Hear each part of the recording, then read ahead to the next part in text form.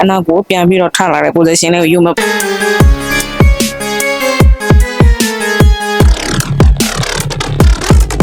နောက်ဒီကိုအရင်ချလိုက်မယ်ပေါ့နော် maybe ဆိုလို့ရှိရင်ခြေထောက်နှစ်ဖက်ကိုအောက်ထက်ဒါကကျတော့ low သားတွေကိုအဓိကတော့ glute ပေါ့နော်တင်မပြသားတွေကို specialize လုပ်ပြီးလုပ်သွားမယ် exercise တွေဖြစ်ပါတယ်ပေါ့နော်အားကြောင့်မလို့တင်မကိုအာရုံစိုက်ပြီးတော့အောက်ကိုထိုင်ချတဲ့ squat လေးပေါ့နော်ဒီ hello အားလုံးပဲမင်္ဂလာပါ Glow Speak ကနေကြိုဆိုလိုက်ပါတယ်ဒီနေ့ကကျတော့အမျိုးသမီးတို့အကြိုက်ပေါ့နော်ဒီ quad and glute ဆိုတဲ့နေရာမှာတင်မနဲ့ပြသားတွေကိုအဓိကတော့ glute ပေါ့နော်တင်မပြသားတွေကို specialize လုပ်ပြီးလုပ်သွားမယ် exercise တွေဖြစ်ပါတယ်ပေါ့နော်အားကြောင့်မလို့ပြီးတော့အများအပြားတော့ exercise 2မျိုးကိုစမိတ်မရှိကိုသုံးထားပါတယ်ပေါ့နော်ဒီစမိတ်မရှိနိုင်ပဲ2မျိုးလုံးပါပေါ့နော် split squat ပါမယ် split squat ဆိုလို့ရှိရင် narrow split squat ပေါ့နော်တင်မကိုအာရုံစိုက်ပြီးတော့အောက်ကိုထိုင်ချတဲ့ squat လေးပေါ့နော်ဒီ squat ကျတော့စမိတ် squat ဆိုလို့ရှိရင်ခြေထောက်နှစ်ဖက်ကိုရှေ့ကိုသွားပြီးတော့တင်မကိုအာရုံစိုက်ပြီးတော့ဒီအနောက်ကိုထိုင်ချတဲ့အချိန်မှာလူကအနောက်ကိုတင်မကို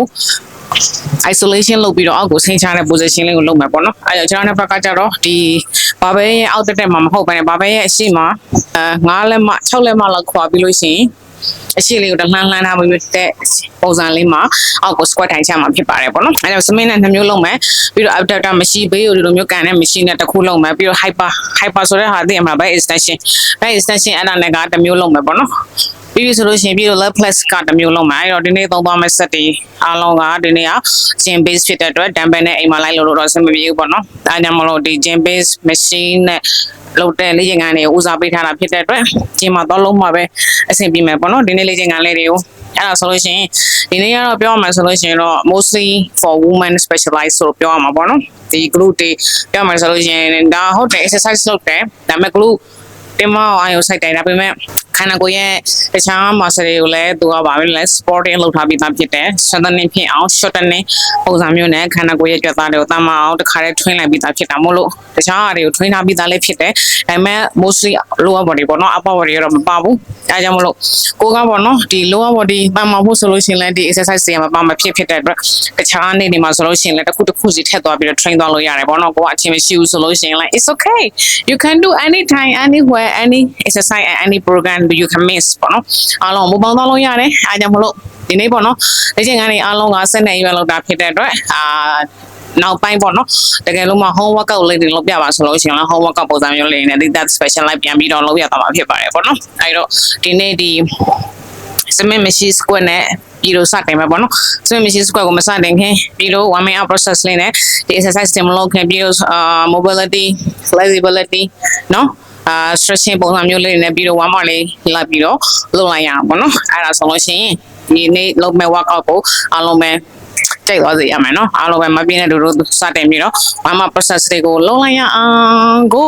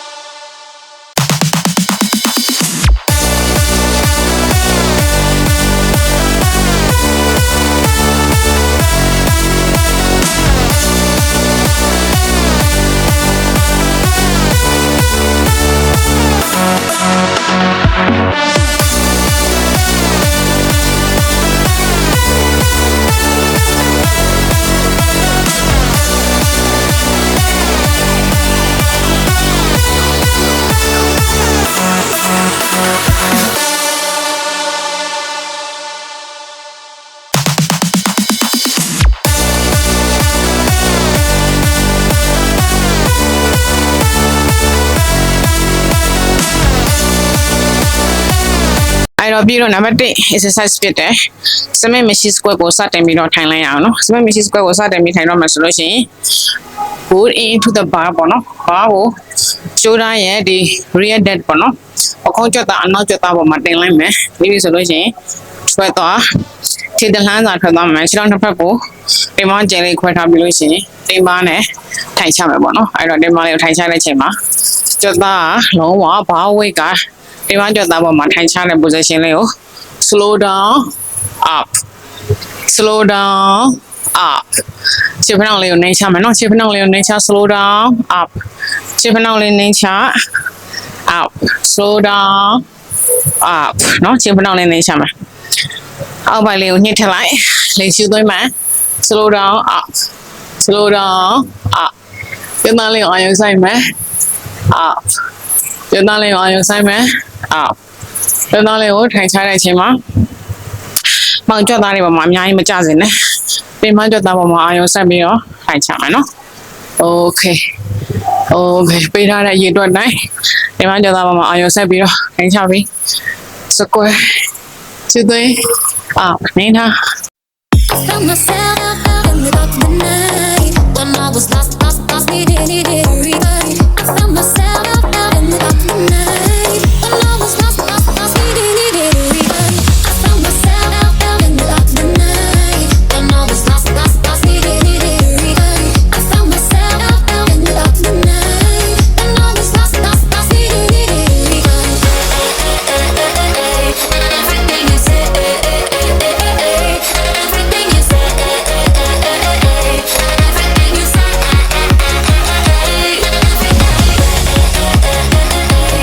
everything you say, everything you say, everything you say,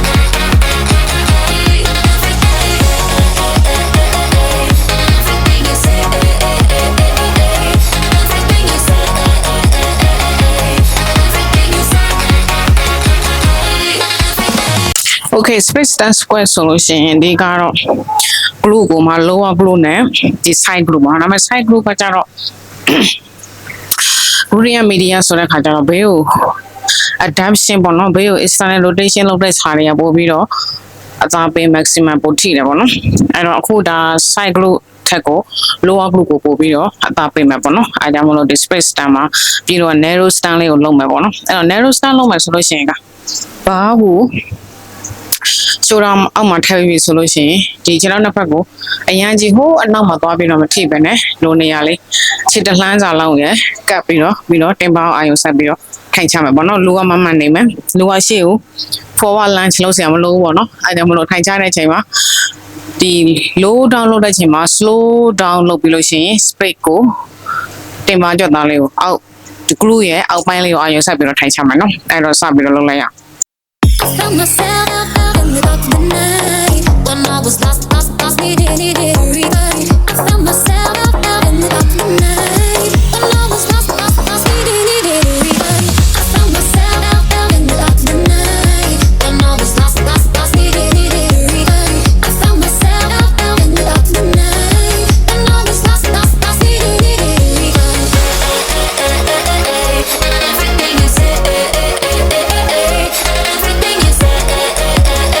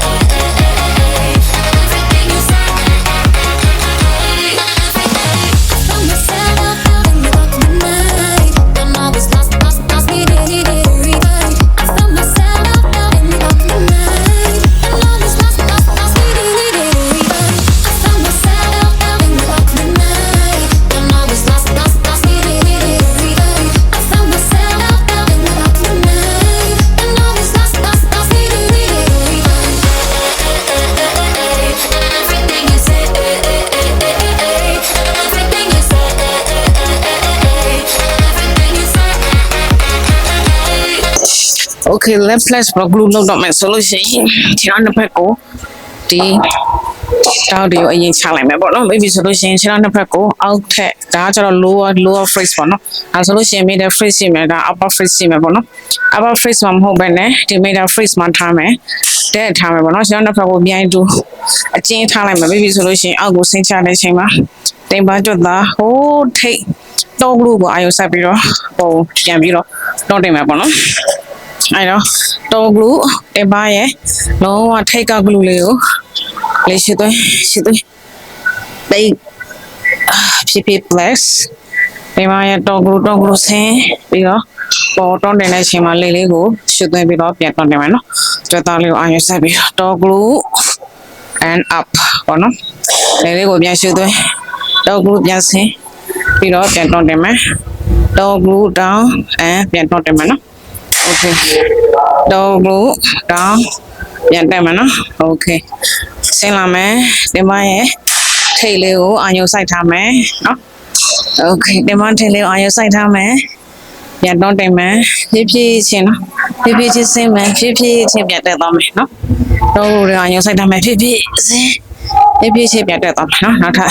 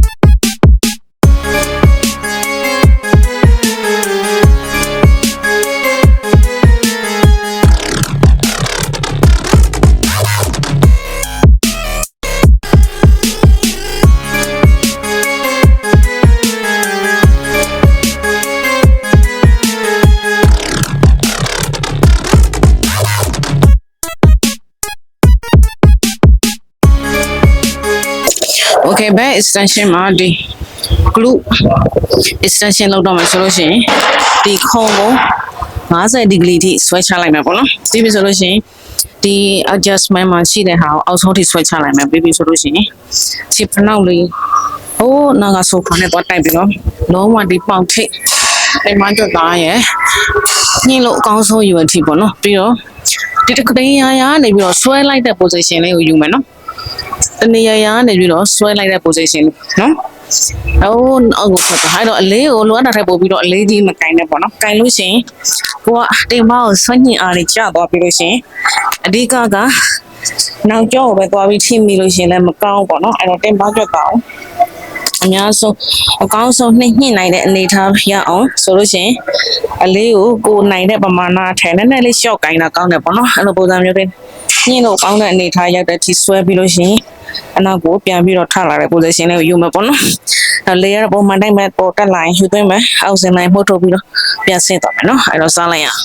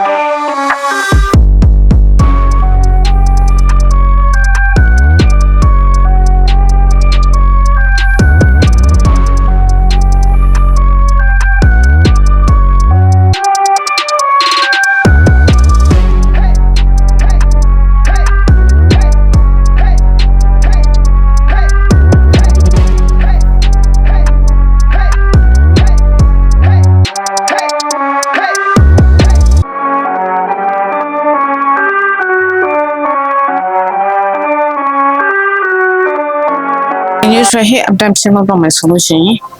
ဒီမှာဟိုအနောက်ကခုံလေးနဲ့တိုက်တဲ့ထိဝင်ထိုင်းလိုက်မယ်နော်ပြီးဆိုလို့ရှိရင်လူကအနောက်ကိုမိမိအိတ်ချလာရင်ဟုတ်ပါနဲ့လူကမမနေလိမ့်မယ်ပြီးဆိုလို့ရှိရင်အလေးကိုကိုမမဲ့ပမာဏထိထည့်ပြီးဆိုလို့ရှိရင်ဒူးလေးနဲ့တိုက်ပြီးတော့ဝေးကိုထွက်သွားမယ်နော်ပြီးလို့ရှိရင်လေးလေးပြန်မှုတ်ထုံးမယ်ရှုသွင်းတားထုတ်တာကြလေးထားနော်ပြီးတော့မှဖြည်းဖြည်းလေးပြန်ဆင်းလာဒါလေးထားမယ်ဖြည်းဖြည်းပြန်ဆင်းလာတားထုတ်ပြီးတော့လူကအနောက်ကိုလမ်းချထားမယ်နော်ပြီးရင်လေးမှုတ်ထုံးမယ်အဲ့တော့ပြန်လာအဲ့လို့ရှိရင်တင်ပါလေးလေးပြန်မှုတ်ထုံးရှုသွင်းထားပြီးတော့အနောက်ကိုတင်ပါကိုပြစ်ထုတ်ထားနော်ပြန်ပြီးတော့မှုတ်ထုံးပြီးပြောင်းဝင်လာဒီနေ့ကိုကားထုတ်ပြီးတော့တင်ပါကိုဖြည်းဖြည်းချင်းပြောင်းဝင်လာကားထုတ်ပြီးတော့ဖြည်းဖြည်းချင်းပြောင်းဝင်လာမယ်လေးမှုတ်ထုတ်ပြီးတော့ရှုသွင်းပြီးတော့ကားထုတ်လိုက်ဖြည်းဖြည်းလေးပြောင်းဝင်လာမယ်ရှုသွင်းပြီးကားထုတ်လိုက်ဖြည်းဖြည်းချင်းပြောင်းဝင်လာရှုသွင်းပြီးကားထုတ်လိုက်ဖြည်းဖြည်းချင်းပြောင်းဝင်လာရှုသွင်းပြီးကားထုတ်တာဖြည်းဖြည်းချင်းပြောင်းဝင်လာရှုသွင်းပြီးကားထုတ်တာဖြည်းဖြည်းချင်းပြောင်းနောက်ကိုထွက်ထားနော်ဒီမှာဝင်လာမယ်ကားထုတ်ဖြည်းဖြည်းပြန်တော့ဖြည်းဖြည်းပြန်တော့ဖြည်းဖြည်းပြန်တော့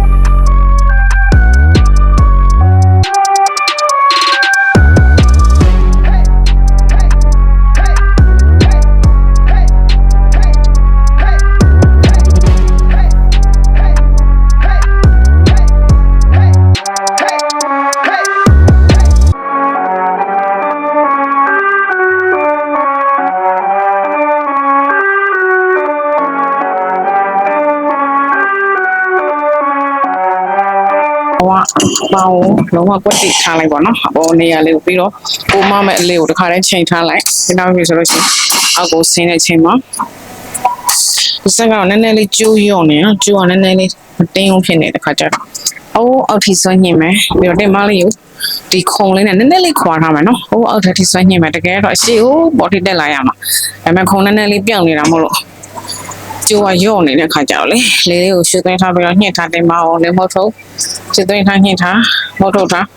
တင်မလေးနည်းနည်းလေးခုံနဲ့ခွာထားမယ်နော်လုံးဝမကတ်လဲရတယ်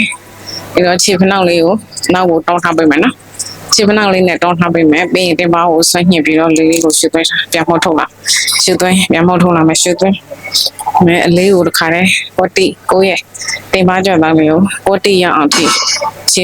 ဖြားလေးတစ်ဖက်ကိုဘေးကိုလှည့်ထားပေးမယ်နော်လှည့်ထားပြီးဆိုလို့ရှိရင်တောင်းဝင်လာမယ်ညှိပြီးထားမယ်ခဏလေးညှိပြီးထားပြီးတော့မှပြန်ထွက်လာမယ်နော်ခဏလေးညှိထားပြန်ထွက်လာမယ်နော်လေးလေးကိုပြန်ဖို့ထိုးပြန်ရှူသွင်းမယ်ခဏလေးညှိထား